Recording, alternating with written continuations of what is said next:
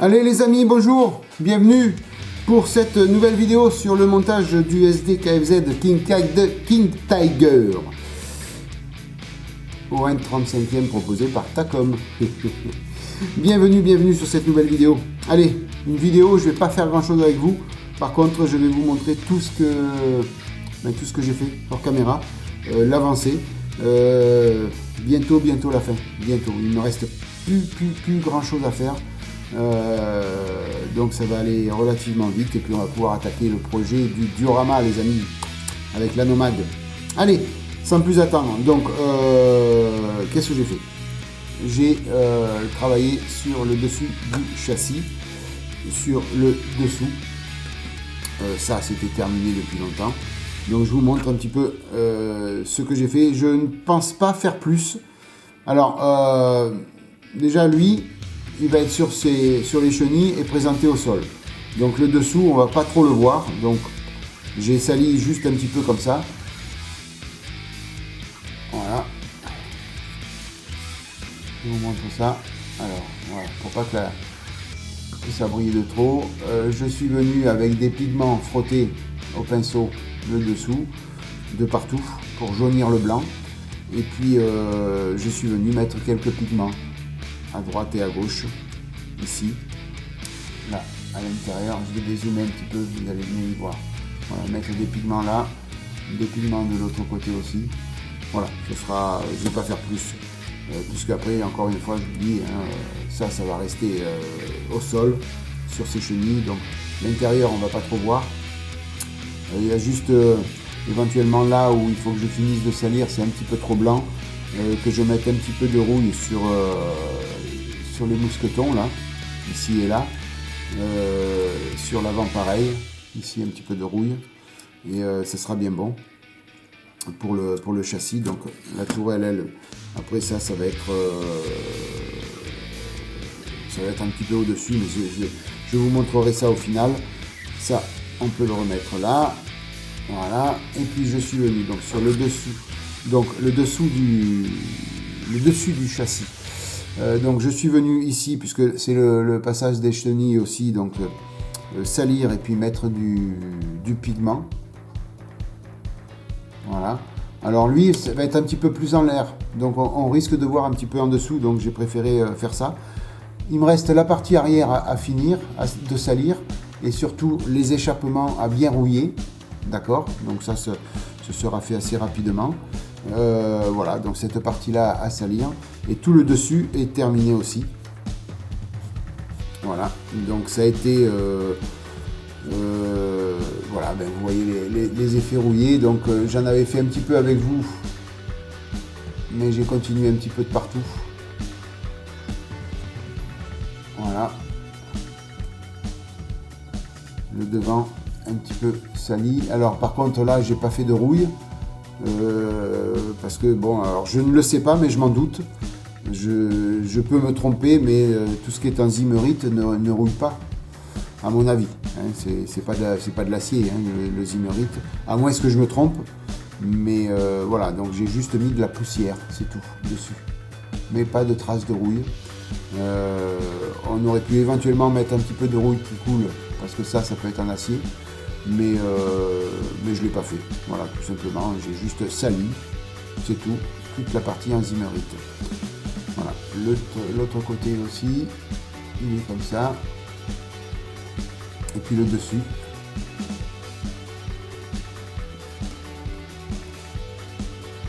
Voilà, donc là j'ai utilisé tout ce que j'avais, hein. Donc dans un premier temps, je suis venu, alors sur toutes ces petites parties, là, ici, là, vous voyez, là, ici, voilà, là, voilà, toutes ces petites parties là, comme ça. Donc je suis venu, j'ai pas du tout gratté la peinture, hein, pas du tout. Je suis venu avec un pinceau très fin faire des petites pointes de peinture. Alors j'ai pris la peinture qui est en dessous, le blanc, d'accord. Comme quoi juste le blanc avait été rayé, c'est tout, et que ça n'a pas eu le temps de rouiller. Et puis au milieu de ces empreintes là, je suis venu mettre un tout petit peu de rouille, Donc pour montrer que d'un côté, voilà, je ne sais pas si vous allez bien voir, vous voyez, il y a un petit peu de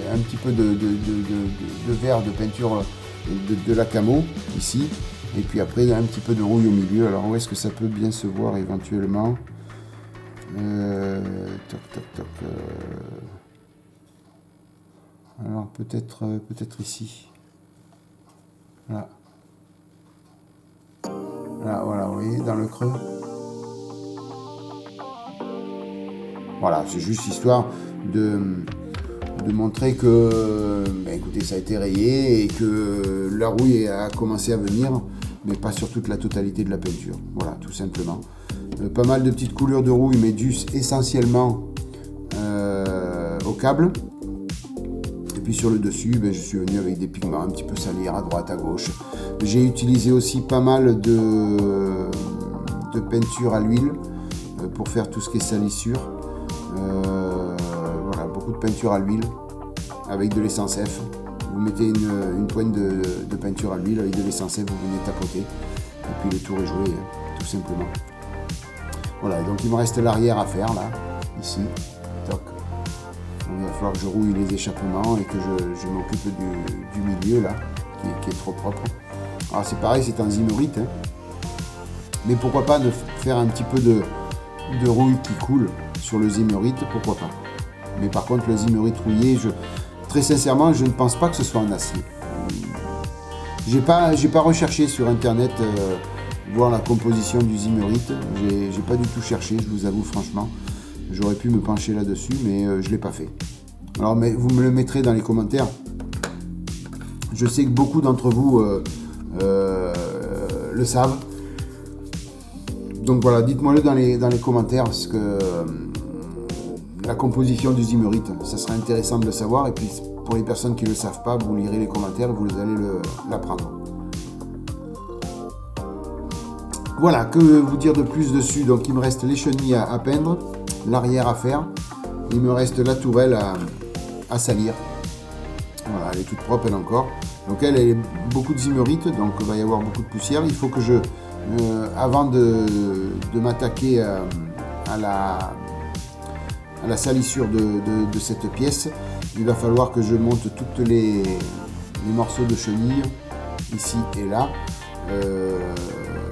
pour après faire la rouille et la salissure par-dessus. Voilà. Donc là, j'ai pas encore fait ça, mais ça me serait tardé. Hein, je vais bientôt le faire. Hein. Voilà, il me restera ça. Donc vous voyez, il reste quoi? Ça à salir, les chenilles à peindre, les roues. Alors les roues, elles sont en dessous. Les roues. Elles sont là, elles sont toutes blanches. Donc elles, ben, c'est pareil, je vais les monter et les salir.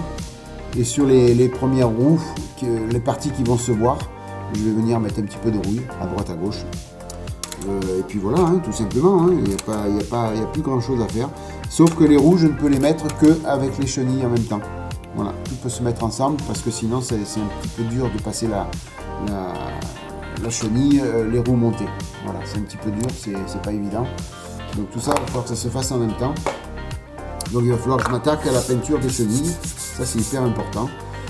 Donc après je vais venir vernir mat cette pièce là, que ce soit le dessus et le dessous pour protéger bien sûr tous les pigments.